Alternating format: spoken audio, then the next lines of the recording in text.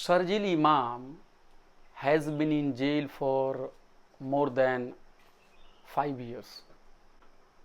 He was a bright student at Center for Historical Studies, JNU, but his studies was interrupted and he is in jail. But what is his crime? His crime is,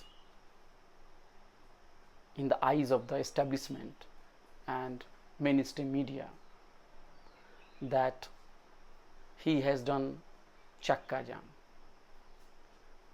Chakka Jam, as a form of protest in a democracy, has been used by several leaders in the past. But Sharjeel Imam has been victimized, has been jailed because of his identity. Right to free speech is part of the Indian Constitution. They are part of the fundamental rights that cannot be taken back. But Sharjeel Imam had just opposed, along with millions of people, Citizenship Amendment Act that was based on religion. It excluded a particular religious group from taking citizenship, and Indian Constitution, which is based on secular democratic values, cannot permit any policies to be made and formulated on the basis of religious criteria. Sharjeel Imam, who was a student, socially committed, politically aware, realized the danger of Citizenship Amendment Act, and like millions of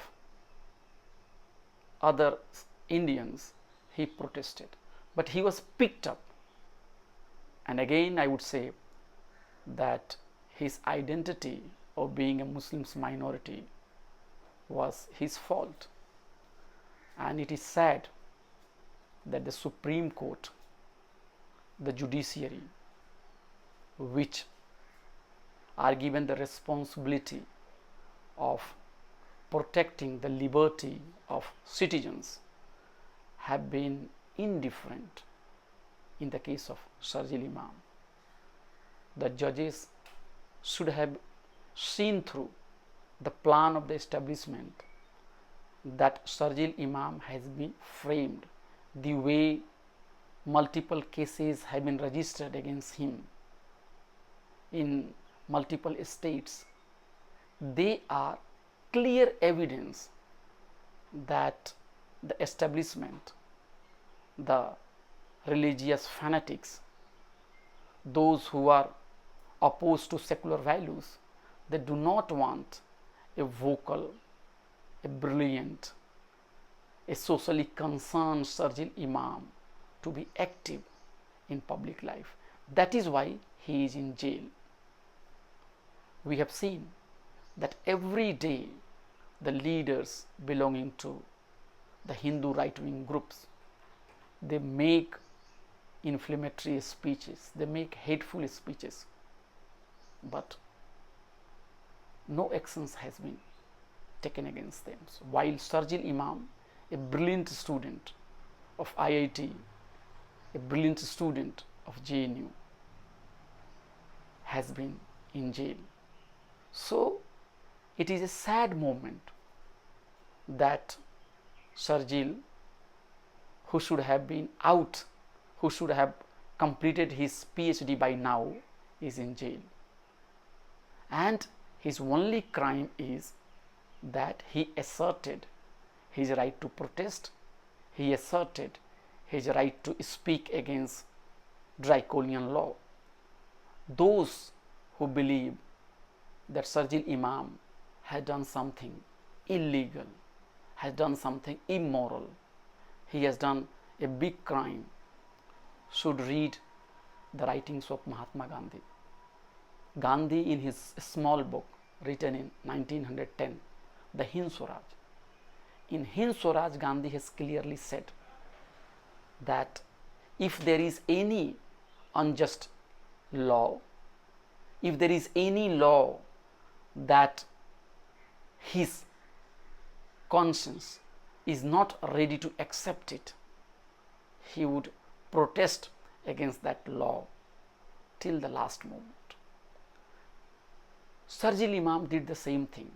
He protested against Citizenship Amendment Act in a peaceful way.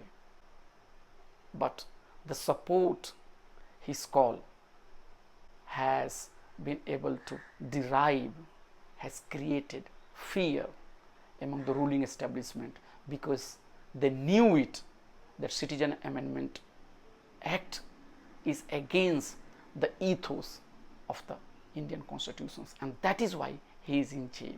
As far as Sharjeel Imam's intellectual and political contribution is concerned, we should not forget that Sharjeel was a brilliant student at JNU. He did his MPhil, all partisans, and he was largely concerned with the minority questions in India. He did study on secularism, on democracy, on minority rights, were very critical and very deep. And as far as my understanding and my reading of Sharjeel Imam is concerned, as a member of Center for Historical Studies, as a member of JNU, and as a reader of Sharjeel's writing, I would say that Sharjeel was basically questioning the very binary of secularism and communalism. Sharjeel Imam was not happy to believe that there are two neat groups, the secularist and the communalist. Sharjeel Imam, while he was highly critical of the communist forces, he was also very perceptive to take note of the fact, the dishonesty of the secularist forces to recognize minority as an equal citizen of this country, as an equal power sharer of this country. The failure of the secularist forces to recognize the fact that minorities do not need patronage from the top. Minority needs empowerment. Minority needs proportionate and effective representation. Minority needs rights. Minority needs equal share in this secular republic. That fact has been either ignored or has been diluted or has been diverted by the secularist forces. And secularist forces have been in habit of giving patronage to the communist forces. And that patronage has been main reason why the problem of communalism is still a serious problem in India. We have to keep in mind that India got independence in 1947, and the so-called communist parties came to power almost 30 and 40 years later, and secularist forces were in power for decades. But Muslims and other marginalized communities like Dalits and Adivasi, they were not given proper, proportionate and effective representation. They were kept disempowered. And what the secularist forces have done, they have done tokenism of development. They have given more lip service to the marginalized communities, and they were not honest enough to address the question, to believe that democracy without protection and development of minority rights cannot be successful. Dr. B.R. Ambedkar has repeatedly said that when minorities talk about their genuine rights, they are generally called communalist. But the upper caste, the elites, when they serve their interest, they always project those interests to be national interest. So the binary of nationalism and communalism and secularism and communalism is not so neat. The failure of the secularist forces has contributed largely to the fact that communist forces has been strengthened. The secularist historiography, the secularist way of writing textbooks have also failed to recognize the contributions of the minorities and other marginalized community. That is why Sharjeel Imam was critiquing the secularist dishonesty also.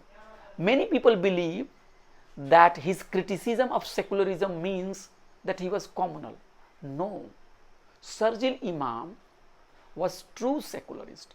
In fact, he was critiquing pseudo-secularism. He was critiquing the dishonesty of the secularist forces to point out the fact that the larger problem, the bigger problem of the communalism cannot be addressed by just symbolically critiquing the communist forces or keeping this artificial boundary, or by just giving the lip service to minority. In fact, he was writing and he was speaking for effective and proportionate representation of the minorities, and he was in fact demanding equal share for the minorities.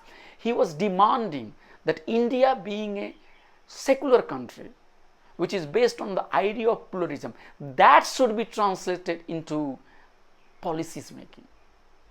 They were not translated after independence, and the way the policies were formulated after independence, the marginalizations of the minority communities, the Muslims, the Dalits, were inevitable.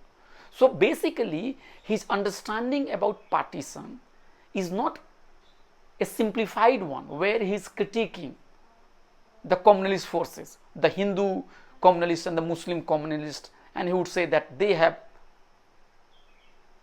been responsible for partition. He was in fact highlighting the fact that since the failure of the so-called secularist party, the secularist leader, not to protect the minority interest, their tendency to impose majoritarianism, their tendency to serve the interests of the majority, to serve the interests of the upper caste in the name of nations building, that has been responsible for partition, and that has been responsible for the continuous marginalizations of the minority community. And Sharjeel Imam was basically pointing to the fact that unless the systemic discriminations of the minority, if it is not addressed, the token and the symbolic development of the minority is not going to address the questions, and Muslims will continue to suffer.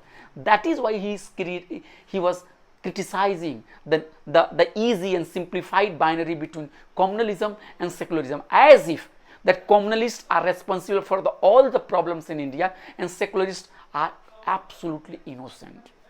This is the contributions of Sharjeel Imam, and I find in my reading Sharjeel's understanding has been largely influenced by the critical understanding, by Ambedkarized thoughts of the minority rights. But this brilliant son of this country has been arrested, has been punished for speaking, for asserting his democratic right. This is the saddest part, and I think my appeal to everybody is that in speaking in defense of Sharjeel Imam is not related to protecting a student from JNU.